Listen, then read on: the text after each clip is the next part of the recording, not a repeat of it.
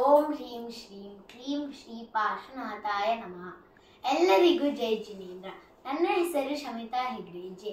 ನಾನು ಬೆಂಗಳೂರಲ್ಲಿ ಇದ್ದೇನೆ ಮತ್ತು ನನ್ನ ವಯಸ್ಸು 12. ನಾನು ಇವತ್ತು ಭಗವಾನ್ ಶ್ರೀ ಪಾರ್ಶ್ವನಾಥ ಸ್ವಾಮಿಯ ಬಗ್ಗೆ ಮಾತನಾಡುತ್ತಿದ್ದೇನೆ. ಭಗವಾನ್ ಶ್ರೀ ಪಾರ್ಶ್ವನಾಥ ಸ್ವಾಮಿಯು ವಾರಣಾಸಿಯಲ್ಲಿ ಜನಿಸಿದರು.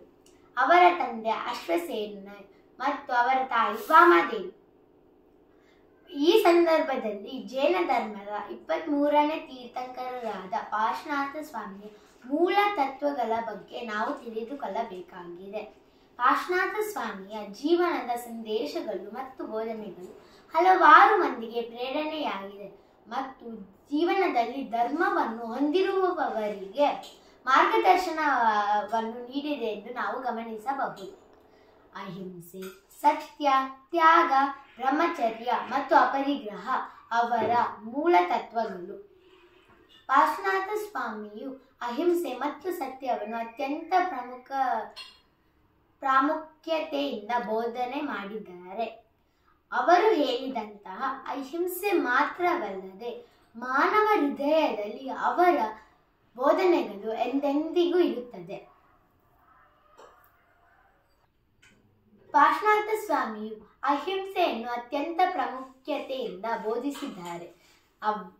ಎಲ್ಲ ಜೀವಿಗಳನ್ನು ನಾವು ಪ್ರೀತಿಯಿಂದ, ಕರುಣೆಯಿಂದ ಮತ್ತು ಸಹಾನುಭೂತಿಯಿಂದ ನೋಡಬೇಕೆಂದು ಅವರು ಬೋಧಿಸಿದ್ದಾರೆ. ಪಾರ್ಶ್ವನಾಥ ಸ್ವಾಮಿಯು ಸತ್ಯವನ್ನು ಅವರ ಜೀವನದಲ್ಲಿ ಅಳವಡಿಸಿಕೊಂಡಿದ್ದರು.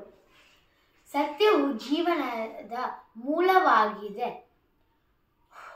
ಅವರು ಹೇಳಿದ್ದು, ನಾವು ಸತ್ಯವನ್ನು ನುಡಿದರೆ ನಮ್ಮ ಮನಸ್ಸು ಶುದ್ಧಿಯಾಗುತ್ತದೆ. ಪಾರ್ಶ್ವನಾಥ ಸ್ವಾಮಿಯು ತ್ಯಾಗವನ್ನು ಮತ್ತು ಬ್ರಹ್ಮಚರ್ಯವನ್ನು ಜೀವನದ ಪ್ರಮುಖ ಬೋಧನೆ ಎಂದು ಬೋಧಿಸಿದ್ದಾರೆ. ತ್ಯಾಗವು ಭೌತಿಕ ಸಂಪತ್ತಿನ ಲೋಭವನ್ನು ತೊರೆಯಲು ಸಹಾಯ ಮಾಡುತ್ತದೆ ಮತ್ತು ಬ್ರಹ್ಮಚರ್ಯವು ನಮ್ಮ ಶಾರೀರಿಕ ಮತ್ತು ಮಾನಸಿಕ ಶುದ್ಧತೆಯನ್ನು ಕಾಪಾಡಿಕೊಳ್ಳಲು ಸಹಾಯ ಮಾಡುತ್ತದೆ. ನಾವು ಪಾರ್ಶ್ವನಾಥ ಸ್ವಾಮಿಯ ಸಂದೇಶಗಳು ಮತ್ತು ತತ್ವಗಳು ನಾವು ನಮ್ಮ ಜೀವನದಲ್ಲಿ ಮತ್ತು ಅಳವಡಿಸಿಕೊಂಡರೆ ನಮ್ಮ ದೇಶವು ಶಾಂತಿಯಿಂದ ಮತ್ತು ನೆಮ್ಮದಿಯಿಂದ ಇರುತ್ತದೆ. ಮತ್ತೆ ನಾವು ಪಾರ್ಶ್ವನಾಥ ಸ್ವಾಮಿಯ ತತ್ವಗಳನ್ನು ನಮ್ಮ ಜೀವನದಲ್ಲಿ ಅಳವಡಿಸಿಕೊಂಡರೆ ನಾವು ಎಂದೆಂದಿಗೂ ಸಂತೋಷದಿಂದ, ಶಾಂತಿಯಿಂದ ಮತ್ತು ನೆಮ್ಮದಿಯಿಂದ ಬಾಳಬಹುದು. ಈ ಸಂದರ್ಭದಲ್ಲಿ ಅವರ ತತ್ವಗಳು ನಮಗೆ ಮಾರ್ಗದರ್ಶನವನ್ನು ನೀಡಿದೆ. ಧನ್ಯವಾದಗಳು. ಜೈ ಜಿನೇಂದ್ರ. ಅಹಿಂಸೆ ಪರಮೋ ಧರ್ಮ ಕಿ ಜೈ. ಓಂ ನಮೋ ಅರಿಹಂತಾನಂ, ನಮೋ ಸಿದ್ಧಾನಂ, ನಮೋ ಆಯರ್ಯಾನಂ, ನಮೋ ಉವಜಾಯಾನಂ, ನಮೋ ಲೋಯೇ ಸವಸಾಹೂನಂ.